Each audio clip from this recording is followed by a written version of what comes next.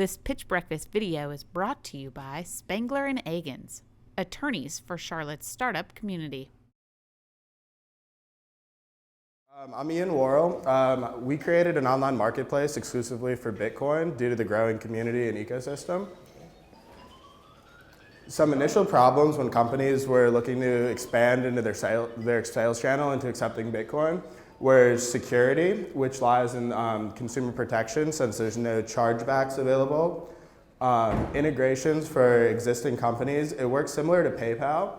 However, it's proven with Amazon and similar business models, small businesses love plugging in to existing sales channels rather than try to market their own sites very much. And ease of use, Bitcoin's the hardest part of adoption so far has been just the ease of use and the complexity for new users. So what we did is we created a web platform that we launched last Thursday, which is one location with over 50,000 products, and where businesses can easily partner with us to list more of their items to expand their sales channel. For merchants, it's secure, simple, fast, and easy to use, and for retailers there's a seamless integration into listing their products and becoming exposed. So why we did this is over the past few years, I've been involved in the Bitcoin community, and it has grown to over 10 million users with nearly a $6 billion market cap of available funds that are constantly used in trading and e-commerce. And 100,000 companies accept Bitcoin using BitPay, which is a payment processor similar to PayPal, and we use that on our site. Those 100,000 companies are all acting independently, so Bitcoin shopping prior to us was like e-commerce shopping for an Amazon or a Walmart or a centralized location.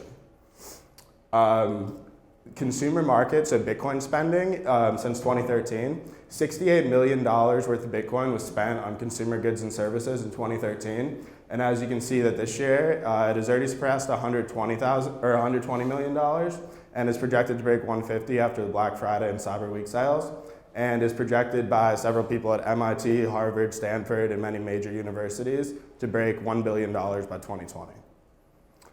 So our business model, if we get a 10% share of the market, since we're the first to market on this, it shouldn't be too hard to accomplish.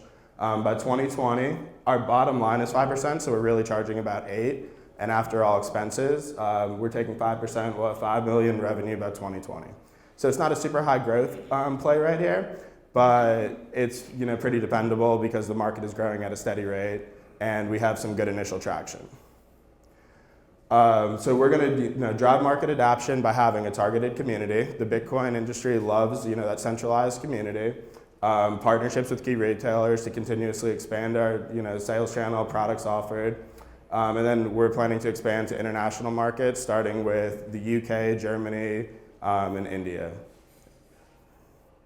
So our main competitive advantage are we're first to market, easiest to use, have strong branding, it's a rapidly growing industry, and we have a face behind the technology. Since launch last Thursday, these numbers are a little outdated because I did it 2 days ago, but we have just under 5,000 Twitter followers. Our unique visitors went up to over 12,000. We have over 100 customer accounts now. And we've been featured in 3 news articles, and I think our head of marketing is being interviewed, every day for different ones. So that's basically everything with it, and I'll open it up to questions.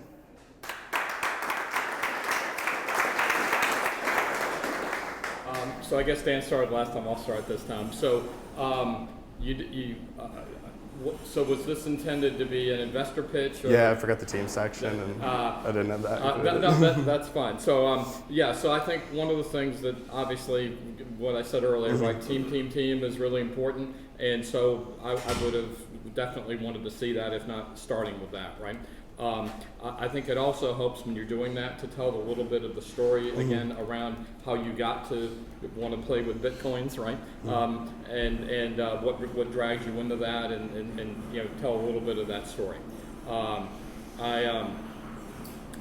think you did a really good job. I'm very familiar with Bitcoin. I know some of the folks at BitPay, so you picked a good company to help do your settlement. But I also think one of the issues you have communicating that to any audience is BitPay is pretty complicated, right?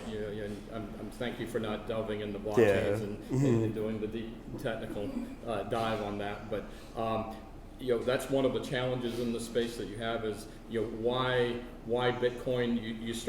You did some of that. One of the things that and I know we limit you to 5 minutes, so this is kind of hard, but you went so fast it was hard for me to digest a lot of what you were saying about some of the reasons why you would want to have a Bitcoin marketplace, which I think is what you have, right? I'm a big believer in also simplifying that message, right? When do you have kind of almost like a tagline, like we're an Amazon-like marketplace, but using kind of a secure payment method, called Bitcoin, something like that. Is that roughly what you? So I think that's useful. You also did one of my big no-nos, right? Which is we're going to get 10% of the market. And that's sort of like 10% monthly growth. I don't believe you, right? Again, easy to say, hard to accomplish, and what it begs the question of how are we going to do that? I meant to start out by saying congratulations on getting it launched. I know that's not a small task. I like that you're measuring, right? You're doing traction, but if you're a marketplace and you've launched, how many merchants do you have on, right? How many, you talked about people coming, have you had any transactions yet, or that kind of thing? As an investor kind of looking at it, I'm going to be more interested in that, right, than in transactions rather than, just visitors. So let me see here. Competitive advantage. You did first to market, and so one of the things I struggled with as you were going through here was, okay, you're a marketplace, and I personally think of Bitcoin as a payment mechanism. So what's unique then about the big question I have is why wouldn't eBay or Amazon or some of the other big marketplaces just say, hey, I'm going to accept Bitcoin? Do you want me to answer that? 'Cause I was expecting that to be one of the questions. Sure. So since Bitcoin is such a high risk and new thing, something that would put it straight out of business is if Amazon or eBay started accepting it within the next 6 months before we really gained like a massive market size. The reason why that we have the advantage on that, and they most likely won't, is that it's so high risk. And the market size, while it's enough at 150 million in e-commerce a year for it to be worth our while, somebody like Amazon to integrate Bitcoin and take on that risk and have to create a whole new division to manage it, that's such a small percentage of their total sales, it wouldn't be worth it for several years. And also the Bitcoin community is very driven on community, so they'd much rather stay with a store that exclusively deals with Bitcoin rather than somebody like Amazon. But the main thing is really just putting the risk on and the innovation on the side of a startup, just because that's what a lot of major corporations do when delving into new technologies. So it'd most likely be like an acquisition or a partnership play in the next 3 to 5 years with a big merchant. Cool. Yep. That's awesome. I have a lot of my comments are similar to Daniel's. I'll start with positives, right? That I look at. Well, one.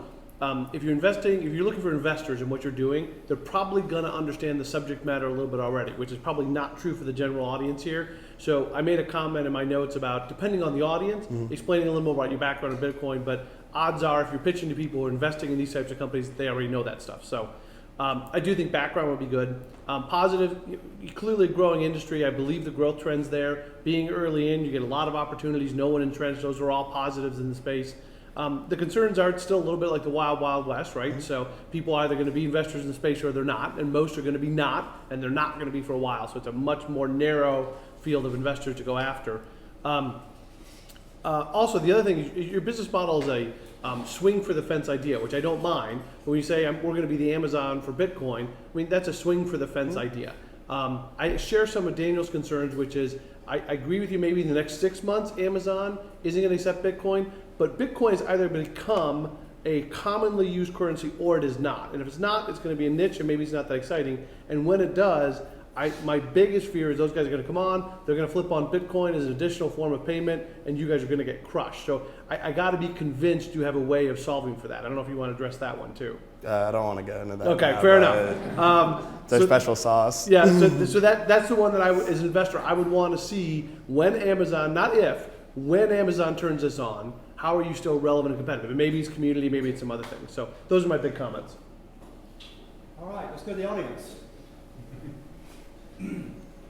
My particular company is actually a big player in this space, and I have a big concern about you. I've been watching you since last Thursday. I saw you when you came out, and that you never once broached why you were different than the Silk Road.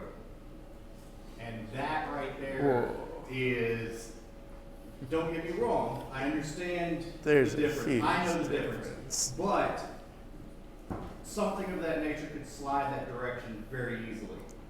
And do you have, for lack of better terms, AML, KYC, what type of backgrounds are you doing on your merchants, on your customers, to prevent it from going the route of? Yeah, so we don't, we're not at the level yet where we outsource our AML or anything like that. But we go for, we have guidelines on accepting merchants and stuff. So it's not really a peer-to-peer eBay type marketplace like the Silk Road. It's more of established companies coming in and selling goods. So, we'll do our due diligence, research them. If you're in the business of human trafficking or drugs or anything, we're not going to let you on our platform. It's for, the average goods and services, electronics, apparel, stuff like that. So if we do try to expand too fast without doing our due diligence, I guess we could let people slip in. That was a big issue with Alibaba, where they were letting in merchants that were doing fraudulent stuff and not actually shipping items. So I think it just comes down to scaling and doing it appropriately. Is that something y'all are relying on BitPay to do? More No. So pause just for a second, because this is interesting. Yeah. How many people in the room have any idea what they just said? No idea.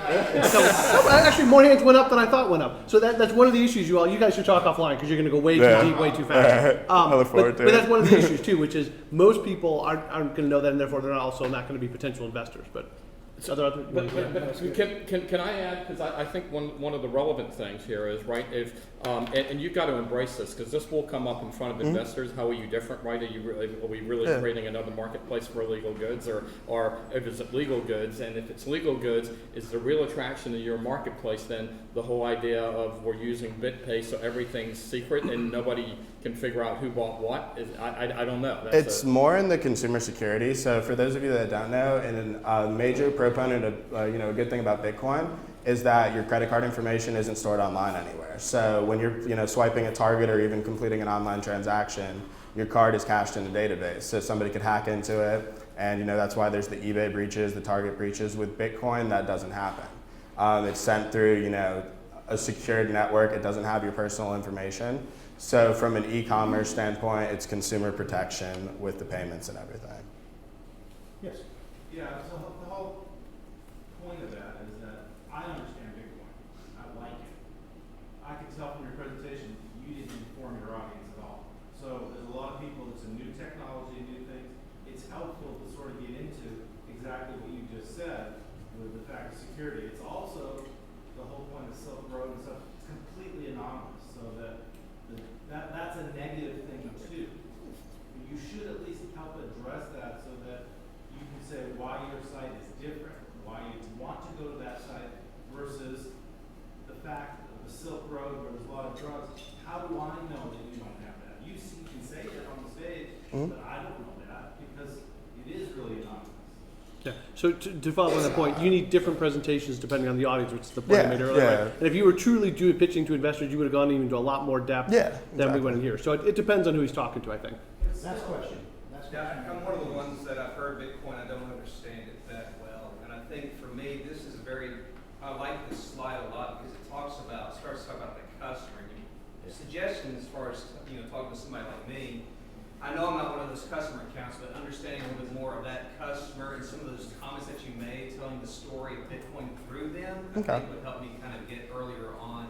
Yeah, that's kind of what I was trying to do with it. It's just in a 5-minute window, it's really hard to you have to pick go into the technology, go into yourself. It's kind of harder to do. Yeah. pitching this is not a 5-minute pitch. Yeah, exactly. All right, thank you. Cool. Thanks, guys.